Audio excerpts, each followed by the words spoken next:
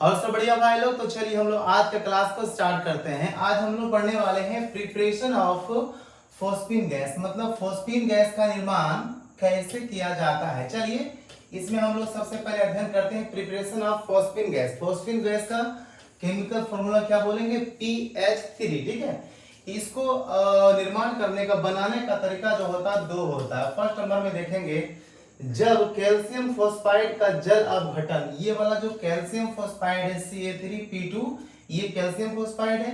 और यहाँ देखेंगे जल अपघटन। जल अपघटन कहने का मतलब है जल के द्वारा तोड़ना, तो ये वाला जल है H2O। ठीक है, जब इसके द्वारा अभिक्रिया कराया जाएगा, मतलब जल के द्वारा तोड़ा जाएगा, तो हमें यहाँ पे ये वाला, ये तो बाय प्रोडक्ट मिलेगा, लेकिन ये वाला प्रोडक्ट होगा क्या? PH3, मतलब फॉस्फीन गैस बन के तैयार हो जाएगा। फॉस्फीन गैस बन के तैयार हो जाएगा। सेकंड नंबर में देखेंगे जब कैल्शियम फोस्फाइड मतलब CA3P2 जब अभिक्रिया करता HCl के साथ, तो फॉस्फीन गैस का निर्माण होता है। जब ये CA3P2 प्लस में साथ में HCl जब अभिक्रिया करता है, तब ये क्या बना लेता है? फॉस्फीन गैस, मतलब PH3 का निर्माण कर लेता है। आगे देखते हैं फॉस्फीन गैस का कुछ गुण भी होता होगा। इसमें कई सारा पॉइंट देखेंगे। यह जल में आंशिक रूप से घुलनशील होता है, मतलब फॉस्फीन जो है यह पूर्ण रूप से जल में नहीं घुलता है, यह बहुत ही कम, मतलब हल्के रूप से घुल पाता है जल में। यहाँ देखेंगे सेकंड में जब इसे प्रकाश में खुला हुआ छोड़ते हैं, तो लाल फास्फोरस और साथ में हाइड्रोजन गैस भी मुक्त होता है। लाल फास्फोरस और हाइड्रोजन गैस का निर्माण कब होगा? जब हम लोग इसे किसे, मतलब PH3 मतलब फॉस्फीन गैस को, इसे का मतलब यहाँ पे देखेंगे PH3 गैस को यदि हम लोग प्रकाश में खुला हुआ छोड़ देते हैं, मतलब प्रकाश के साथ अभिक्रिया करेगा, तो यहाँ पे लाल फास्फोरस और हाइड्रोजन गैस का भी निर्माण करेगा। ये दोनों क्वेश्चन हमारे एग्जाम बोर्ड में पूछे हुए हैं। नेक्स्ट नंबर देखते हैं थर्ड नंबर में, यह AgCl के साथ अभिक्रिया करता है तो मरकरी फॉस्फाइड का निर्माण कर लेता है।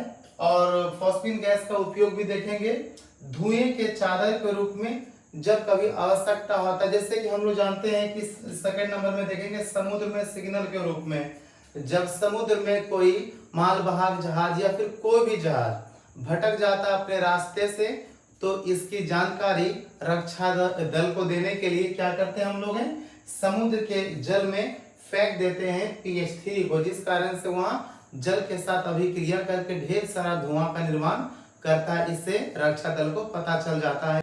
अगला नंबर क्वेश्चन बहुत ही ज्यादा इंपॉर्टेंट होगा हमारे एग्जाम के लिए। इसे ऐसा करेंगे हम लोग, इसे लिख देंगे मोस्ट VVI क्वेश्चन। ठीक है, क्वेश्चन है फॉस्फीन गैस मतलब PH3 क्षार की तरह व्यवहार करता है, क्यों? समझाएं। चूंकि यदि कोई अणु क्षार की तरह व्यवहार कर रहा है, इसका मतलब उसके पास एक इलेक्ट्रॉन का निर्जन जोड़ा उपस्थित होगा। जैसा कि आंसर में देख पा रहे हैं हम लोग, PH3 में एक इलेक्ट्रॉन का निर्जन जोड़ा उपस्थित रहता है। इसका मतलब ये वाला जो PH3 है, PH3 में P के ऊपर में कितना, एक इलेक्ट्रॉन का निर्जन जोड़ा उपस्थित है, जिस कारण से यह क्या करता है, अम्ल। अम्ल कहने का मतलब है HCl के साथ अभिक्रिया करता है, तो किस चीज का निर्माण करेगा? लवण का निर्माण करता है। इसलिए फॉस्फीन गैस मतलब PH3 क्षार की तरह व्यवहार करता है। यहाँ देखेंगे हम लोग, ये जो Cl है माइनस है, ये वाला H है, ये वाला प्लस होगा, और ये वाला जो PH3 में P है, इसके ऊपर एक इलेक्ट्रॉन का निर्जन जोड़ा उपस्थित रहता है, जो कि अपने ओर H को आकर्षित कर देता है, तब जाकर ये वाला PH4Cl लवण का निर्माण करता है। इसे हम लोग चाहे तो लिख सकते हैं ये वाला एक लवण है। इस कारण से यह मतलब कि PH3 क्षार की तरह व्यवहार करता है। अगला नंबर स्टार पॉइंट के रूप में देखेंगे, यह भी बहुत ज्यादा मोस्ट इंपोर्टेंट है। मोस्ट इंपोर्टेंट मतलब मोस्ट VVI क्वेश्चन होगा। इसमें एक ऑब्जेक्टिव रहता है, यहाँ कहता है क्षारीयता या भास्मिकता ज्ञात करें। ये दोनों के लिए एक टेक्निक से हमारे पास क्या बोलेंगे, यहाँ पे ये OH की संख्या पे निर्भर करता है। ये जो ट्रिक होगा हम लोग का क्या बोलेंगे, OH की संख्या जितना रहेगा, इसका क्षारीयता या फिर भास्मिकता उतना ही रहेगा। एग्जाम्पल दैट फर्स्ट नंबर में हम लोग देखेंगे एग्जाम्पल के रूप में H3PO2 है, इसका पहले संरचना बनाएंगे, P single bond O, negative charge यहाँ पे देंगे, यहाँ पे 3 बॉन्ड फिर से देंगे और यहाँ पे एक तो इलेक्ट्रॉन का जोड़ा उपस्थित रहेगा, निर्जन जोड़ा। यहाँ पे देखेंगे O और साथ में एक H, इसी प्रकार से यहाँ पे H और H देखेंगे। O की संख्या 2 है, एक यहाँ पे O है, दूसरा O यहाँ पे है, ठीक है। यहाँ पे 3H, 1 2 3। यहाँ पे देखेंगे OH की संख्या 1 है, इसका मतलब इसका जो क्षारीयता या फिर भास्मिकता कितना बोलेंगे हम लोग, 1 बोलेंगे इसका आंसर, ठीक है। इसी प्रकार से सेकंड नंबर में देखेंगे हम लोग, इसका संरचना बनाएंगे सिंगल बॉन्ड O नेगेटिव आवेश, यहाँ पे 3 बॉन्ड देंगे। यहाँ पे देखेंगे OH, यहाँ पे भी OH और यहाँ पे एक हम लोग केवल H बॉन्ड देंगे। यहाँ पे देखेंगे एक OH और दूसरा OH है, इसका मतलब यहाँ पे क्षारीयता या फिर भास्मिकता की जो संख्या है वह कितना होगा, 2 होगा। इसी प्रकार से हम लोग थर्ड नंबर में देखेंगे, ये वाला थर्ड नंबर में देखते हैं, संरचना बनाएंगे इसका। तो सिंगल बॉन्ड O लेंगे, यहाँ पे 3 बॉन्ड P के पास देंगे, OH इसी प्रकार से हम लोग ऐड करेंगे ये तीनों जगह पे, क्योंकि देखेंगे 4 गो O की संख्या है और H की संख्या 3 है और P की संख्याओं, यहाँ देखेंगे 1 2 और 3, मतलब यहाँ पे जो OH की संख्या है 3 है, इसका मतलब इसका क्षारीयता या भास्मिकता की संख्या कितना बोलेंगे, 3। अच्छा, यदि मैं बात करूं, एक एग्जांपल और लूंगा छोटा सा, H2O, मतलब इसे क्या बोलेंगे हम लोग, जल बोल देते हैं। अच्छा, एक काम करते हैं, इसे हम लोग यहाँ पे सोल्व करेंगे, ठीक है। देखेंगे H को ऐसे लिख सकते हैं प्लस के रूप में और ये वाला OH माइनस के रूप में। ये वाला H2O देखेंगे यहाँ पर भी OH की संख्या 1 है, इसका मतलब इसका क्षारीयता या फिर भास्मिकता की संख्या जी यहाँ पे 1 होगा आंसर, ठीक है। इसी प्रकार से हम लोग किसी भी अणु का क्षारीयता या फिर भास्मिकता निकाल सकते हैं, लेकिन इसमें ध्यान क्या देंगे, ट्रिक्स में हम लोग इसमें केवल OH की संख्या पे ही यह चीजें निर्भर करेगी। हम लोग नेक्स्ट नंबर टॉपिक देखते हैं। नेक्स्ट नंबर टॉपिक हम लोग का होगा, ओहो, यह भी हमारे एग्जाम के लिए बहुत ज्यादा इंपॉर्टेंट है, जरा सा ध्यान देंगे हम लोग। इसे भी ऐसा करते हैं, इसे भी हम लोग मोस्ट VBI क्वेश्चन के रूप में लिखेंगे। क्वेश्चन कहता है नाइट्रिक अम्ल मतलब HNO3 का उत्पादन ओस्टवाल विधि के द्वारा समझाएं।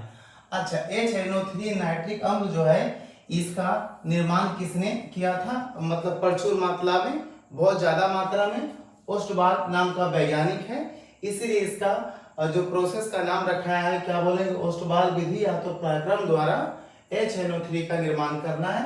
इसमें कई सारे स्टेप्स हैं।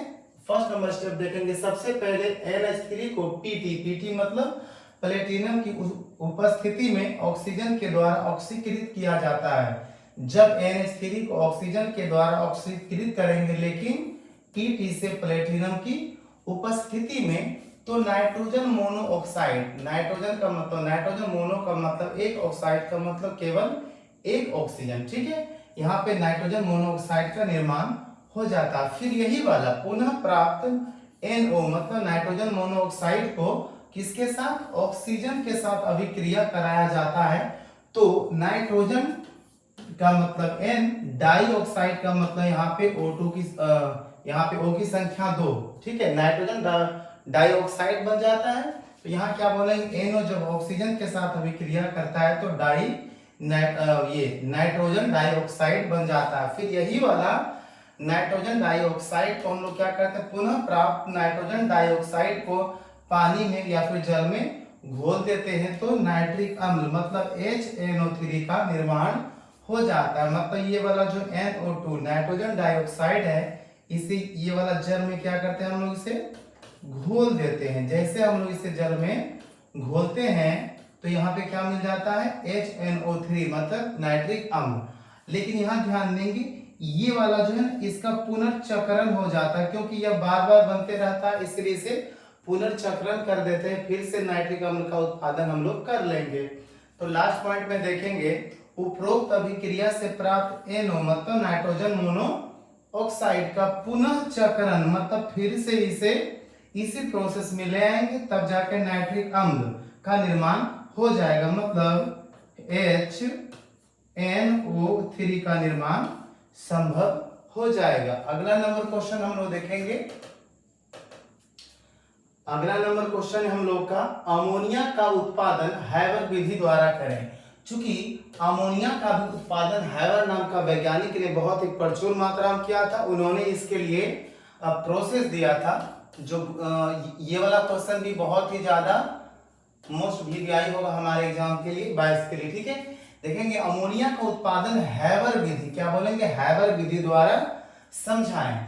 यहाँ पे कहता है एक वैज्ञानिक का नाम है ली चैटेलियर सिद्धांत के अनुसार यदि हम लोग प्रेशर मतलब 200 बार दाब देंगे और 700 केल्विन तापमान देंगे तो अमोनिया मतलब NH3 का उत्पादन बहुत ही ज्यादा मतलब अत्यधिक मात्रा में अमोनिया का निर्माण होगा। इस बात को फिर से समझेंगे। कहता है ली चैटेलियर सिद्धांत के अनुसार 200 बार दाब और 700 केल्विन तापमान पर अमोनिया का उत्पादन बहुत ही ज्यादा होता है। लेकिन यहाँ कह रहा परंतु शर्त में कमी होने पर, यदि 200 बार दाब है इसे घटा देंगे 150 100 दाब कर देंगे, यहाँ पे 700 केल्विन है 400 500 600 केल्विन कर देंगे तो अमोनिया का उत्पादन भी क्या हो जाता है, घट जाता है। अमोनिया का उत्पादन भी घट जाता है। इसीलिए इसमें क्या करेंगे हम लोग, अतः अनुकूलित क्या क्या ताप दाब और साथ में उत्प्रेरक के रूप में MO से मोलिब्डेनम Fe2O3 फेरस ऑक्साइड के चूर्ण को उत्प्रेरक के रूप में उपयोग करते हैं तो अमोनिया का निर्माण प्रचुर मात्रा में हमें प्राप्त होता है। इसके लिए क्या करेंगे, जब नाइट्रोजन को हाइड्रोजन के साथ क्या उत्प्रेरक के साथ में नहीं, अच्छा इसके लिए क्या करेंगे 200 बार दाब देंगे और साथ में कितना 700 केल्विन तापमान देंगे, ठीक है। और साथ ही क्या करेंगे हम लोग इसमें उत्प्रेरक के रूप में MO से मोलिब्डेनम, साथ में क्या करेंगे Fe2O3 फेरस ऑक्साइड का चूर्ण को क्या करेंगे मिला देंगे, जो कि एक उत्प्रेरक के रूप में कार्य करेगा। तो बहुत ही ज्यादा मतलब प्रचुर मात्रा में NH3 मतलब अमोनिया का उत्पादन होगा। यहाँ देखेंगे डेल्टा F मतलब फ्यूजन जो होगा इसमें एनर्जी लगेगा कितना बोलेंगे -46.1 kg प्रति मोल, मतलब प्रति मोल निर्माण होने के लिए NH3 कितना बोलेंगे -40.1 kg ऊर्जा की आवश्यकता होगी। आज के लिए बस इतना ही। अब मैं अभिषेक युगल आपसे लेता हूं विदा, मिलता हूं आपसे अगले क्लास में। तब तक के लिए जय हिंद जय भारत।